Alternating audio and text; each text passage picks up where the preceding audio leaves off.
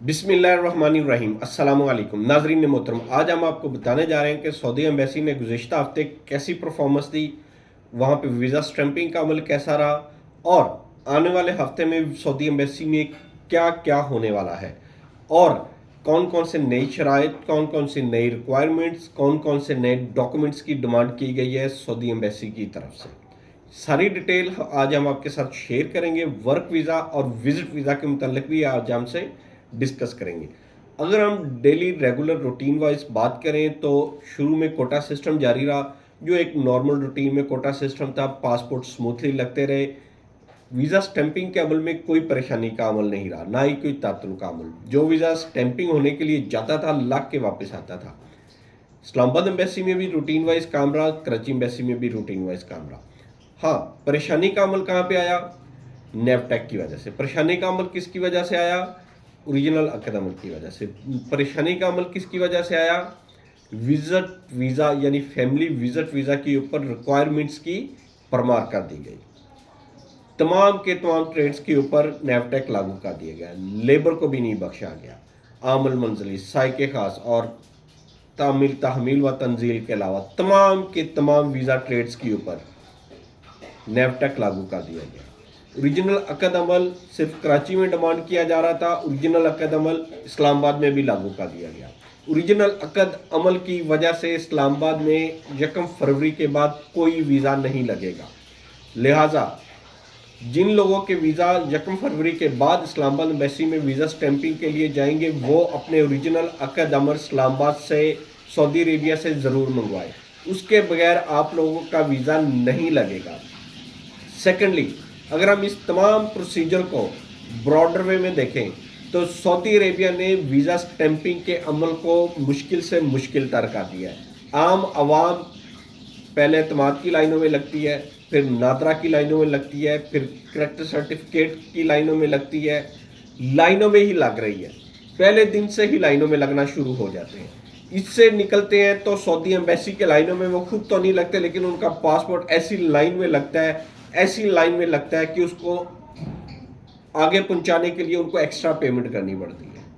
خجل خواری اور پریشانی کا عالم اتنا ہوتا ہے اسلام آباد اور کراچی ایمبیسی میں کہ پاسپورٹ بغیر پیسوں کے، بغیر پیسوں والے پہیے کے آگے بڑھنے کا نام ہی نہیں لے رہا۔ یہ وہ تمام عمل ہے جس سے گزرنے کے بعد انتہائی مشکل اور تھکا دینے والے عمل کے بعد جب ویزا سٹیمپ ہو جاتا ہے، ٹکٹ ہو جاتی ہے، ٹکٹ کرواتے ہیں، ٹکٹ کی پرائزز آسمان کو چھو رہی ہیں۔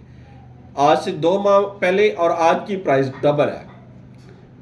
گائے کٹا وچھا بیچ کے ٹکٹ خریدی جاتی ہے، ایئرپورٹ پر جایا جاتا ہے، اور ایئرپورٹ پر ان کے لیے ایک عجیب و غریب سما ہے۔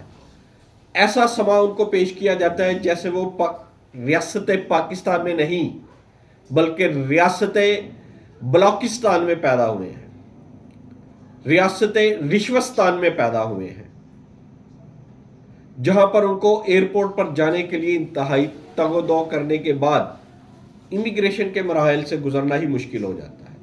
بہت سارے لوگ امیگریشن مراحل سے گزرنے کے ساتھ ساتھ اپنے گھروں کو واپس لوٹ جاتے ہیں، ساری امیدیں، سارے خواب چکنا چور کر کے گھر واپس آ جاتے ہیں۔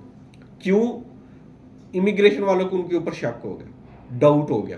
کیا ڈاؤٹ ہوا یہ نہیں بتائیں گے، لیکن ڈاؤٹ ہو گیا، ان کو امیگریشن نہیں دی، ان کو بورڈنگ پاس نہیں دیا گیا۔ اوریجنل ڈاکومنٹ، اوریجنل عقد عمل، original passport, NIC، ticket, visa, ہر ایک چیز ان کے پاس، اور امیگریشن نہیں کی گئی۔ وجہ کیا ہے؟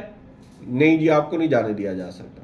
ان کے اوپر کوئی FIR نہیں، کوئی کمپلین نہیں، کوئی کچھ نہیں۔ ایک معصوم غریب بچہ امیگریشن کروانے جاتا ہے لیکن ایئرپورٹ سے واپس آ جاتا ہے۔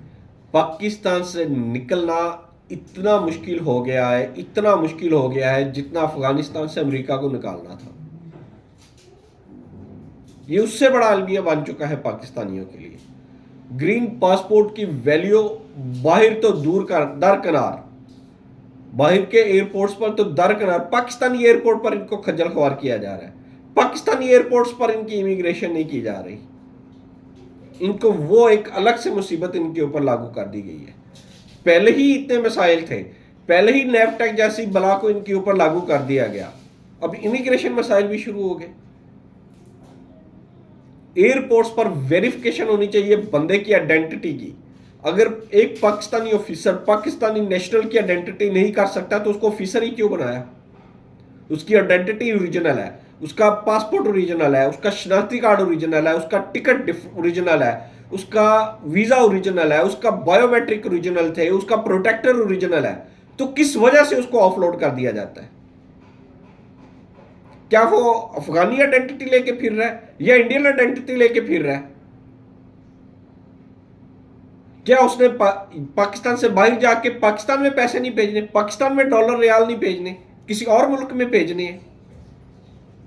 ये वो अलमिया है, ये वो परेशानी का अमल है, ये वो परेशानी लागू कर दी गई है, ये वो खतरात इन लोगों के ऊपर लागू कर दिए गए हैं। उसके बाद कोई पुरसाने हाल नहीं, नॉन रिफंडेबल टिकट से एयरलाइन कहती है कोई पैसा नहीं है, इवन टैक्स तक वापस नहीं किए जाते। टैक्स वो एयरलाइन खुद खा जाती है। पैसेंजर ट्रेवल नहीं किया, पाकिस्तानी गवर्नमेंट टैक्स वसूल नहीं करती, वो टैक्स तक इनको वापस नहीं किए जाते। इसके ऊपर हम एक डिटेल वीडियो बनाएंगे, इंशाल्लाह आपको बताएंगे कि टिकट को रिफंड और ये सारे प्रोसीजर में से आपने कैसे गुजरना है। आपसे रिक्वेस्ट यही है कि मजीद इंफॉर्मेशन के लिए और ऐसी क्रिटिकल बातों के लिए जानने के लिए हमारे चैनल को लाइक करें, सब्सक्राइब करें और ज़्यादा से ज़्यादा शेयर करें ताकि ऐसी मुफीद इंफॉर्मेशन तमाम लोग तक पहुंचती रहे। अल्लाह ताला आपका हामी और नासिर हो। अल्लाह हाफिज़।